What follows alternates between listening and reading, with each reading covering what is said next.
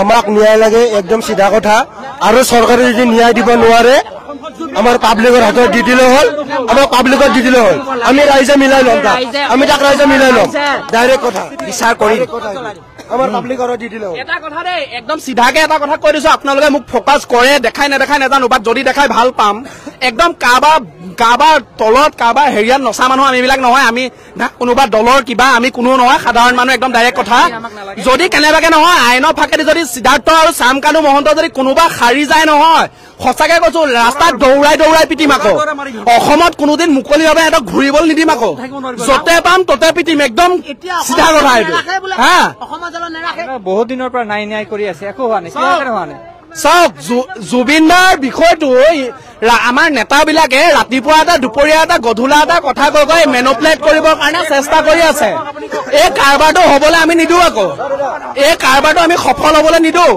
কাৰণ বিষয়টো জুবিন গাৰ্গ গতিকে আপোনালোকে ধৰি মাৰিব লাগে ফাঁচি দিব লাগে গম পাইছি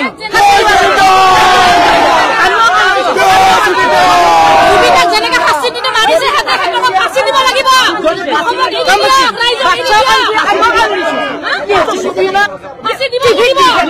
নহব ফাঁচি দিব লাগিব ডাইৰেক্ট ফাঁচি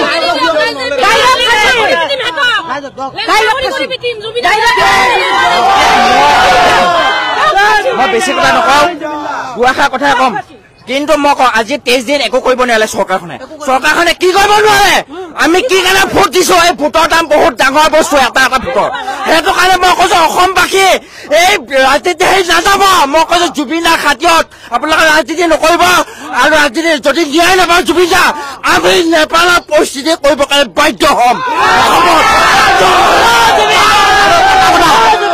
হিমন্ত বিশ্ব শৰ্মাই কৈছে হয়নে আজি আমাৰ অসমত যিমানখিনি জেল আছে এখন জেলতো বোলে নাৰাখে সিহঁতক কি হিচাপত নাৰাখে মোক বুজাই দিয়ক সি অসমহে কৰ মানুহ মাৰিছে জুবিনদাকে মাৰিছে জুবিনদা কৰ আছিলে অসমৰ আছিলে বাহিৰত মানে কি মানে আৰামছে এচিড খুৱাই ৰাখিব আৰামছে ৰাখিব কথাটো হৈছে আপোনালোকৰ নাই লাগে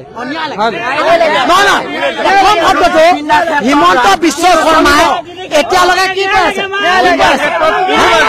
মানে কি বুজাইছে জুবিনদাৰ ক্ষেত্ৰত ৰাজনীতি নচলিব হয়তো অসমত বহুত মৃত্যু হৈ যাব জুবিনদাৰ কাৰণে মই কৈছো অসমবাসী এটা ভিতৰত বহুত দাম আছে অসমবাসী যদি ভাবে ন্যায় কৰিম বুলি এই বিজেপি চৰকাৰকে কোনো চৰকাৰ আমি গ্ৰহণ নকৰো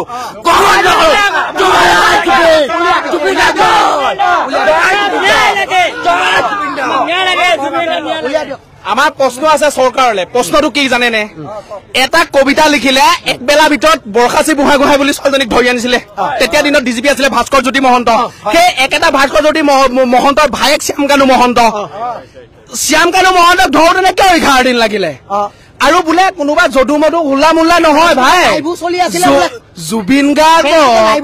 জুবিন গাৰ্গৰ নিচিনা মানুহ এজন হেৰাই দিয়াৰ পিছত 11 দিন শ্যাম কানু মহন্তক ধৰিবলৈ লাগিলে হিমন্ত বিশ্ব শৰ্মাই আটাইতকৈ ডাঙৰ দুৰ্বলতা সেইটো আটাইতকৈ ডাঙৰ দুৰ্বলতা বুজাইছে কিহৰ কাৰণে হৈ আছে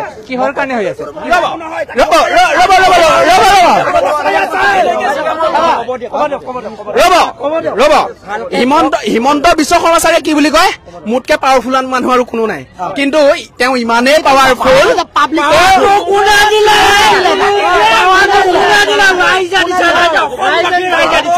সেইটো কাৰণে মই কৈছো অসমবাসী একতা হৈ থাকিব আমি ভোট দিলেহে ভাবিছা কিন্তু আমি ভোট নিদিওঁ বিজেপি চৰকাৰক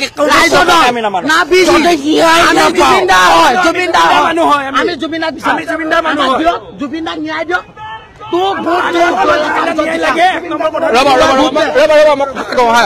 মই কথা এটা কওঁ হা যে কি হিমন্ত বিশ্ব শৰ্মা ছাৰে যেনেকে কয় মই পাৱাৰফুল, মোতকে পাৱাৰফুল মানুহ কোনো নাই, কিন্তু ইমানেই পাৱাৰফুল তেওঁ শ্যামকানু মহন্তক ধৰিব লাগে 11 দিন লাগিলে। 11 দিন লাগিলে তেওঁ কিমান পাৱাৰফুল আমি গম পাই গলো অলৰেডি। ঠিক আছে, মোক আজি হয়তো মোক নাজানো, মোক হয়তো গুৱাহাটীৰ পৰা উঠাই আনিবগে, মোক উঠাই আনিব পাৰে, ঠিক নাই। বহুত মানুহে প্ৰটেষ্ট কৰিছে, ইহঁতক এদিনতে উঠাই লৈছে, কিহৰ কাৰণে হৈছে আৰু আমি ন্যায় কিহৰ কাৰণে পোৱা নাই। আমি চাওক, আমি আচলতে গণতান্ত্ৰিক দেশৰ মানুহ হিচাপে ইমান দিনে ধৈৰ্য ধৰি আছো। প্ৰথম দিনৰ পৰা আমি ধৈৰ্য ধৰি আছো। আমি ধৈৰ্য কেলে ধৰি আছো যে আইন আদালতৰ ওপৰত আমাৰ বিশ্বাস আছে। আইন আদালতে আমাক কিবা এটা সঠিক দিব, উত্তৰ এটা দিব, আমি সেই উত্তৰটো পাম বুলি ভাবিছো। কিন্তু আমিতো মিঠাতেল বিচৰা নাই এইটো সময়ত। যোৱা 19 তাৰিখৰ পৰা আমি ক্ষোভত আছো। আমি মিঠাতেল বিচাৰিছো নেকি? আমি অসমীয়া মানুহ হয়, মই হাজৰিকা টাইটেল লিখো হা, মোৰ লখিমপুৰত ঘৰ, আমাৰ মাটি আছে, আমি সৰিয়হৰ খেতি কৰিম, আমাক মিঠাতেল নালাগে চৰকাৰ, আমাক চৰকাৰৰ মিঠাতেল নালাগে। আমাক জুবিনদাৰ কিয় হৈছিলে, কোনে কৰিলে, যদি বিহ দিছিলে কিয় দিলে, সি কি পাব লগা আছিলে। জুবিনদাই ইমান বছৰৰ পৰা গান গালে, 5 কোটি টকা দি পেলাই ঘৰ এটা কিনিব নোৱাৰিলে। আজি আমি অসমৰ আমি জনতা আছো জুবিনদাৰ লগত হা। জুবিনদাক আমি প্ৰতিটো মানুহে এটকাকে দিলেও কোটি কোটি টকা হব। গতিকে এইটো কোনোবাই ভাবিব নালাগে যে কি জুবিন দুখীয়া। জুবিনৰ তহঁতি টকাহে মাৰিছ, জুবিনৰ লগত হাজাৰ হাজাৰ লাখ লাখ হৃদয় আছে, লাখ লাখ হৃদয় আছে জুবিনৰ লগত।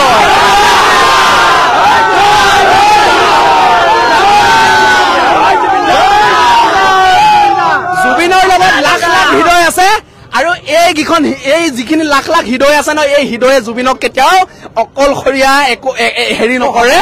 গতিকে হিমন্ত বিশ্ব শৰ্মাই এটা কথা মনত ৰাখি থওক, একদম অনুৰোধ জনাই পেলাই কৈছো, আমি ন্যায়হে বিচাৰিছো, আমি মিঠাতেল নাই বিচৰা দেই।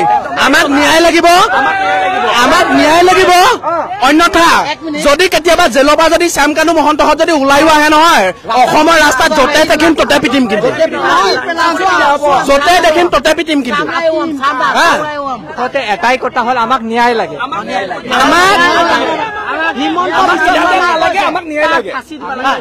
আমাক ন্যায় লাগিব। যদি ন্যায় বিনিময়ত যদি আমাৰ নিচিনা মানুহে যদি জান দিব লাগে, আমি যদি পেটবদি হ'ব লাগে, আমি হ'ম। পুলিচৰ মাৰ খাব লগা থাকিলে খাম, আমি জেল খাব লগা থাকিলে খাম, কিন্তু কি লাগিব, আমাক ন্যায় লাগিব, আমাক ন্যায় লাগিব। জয় জুবিনদা।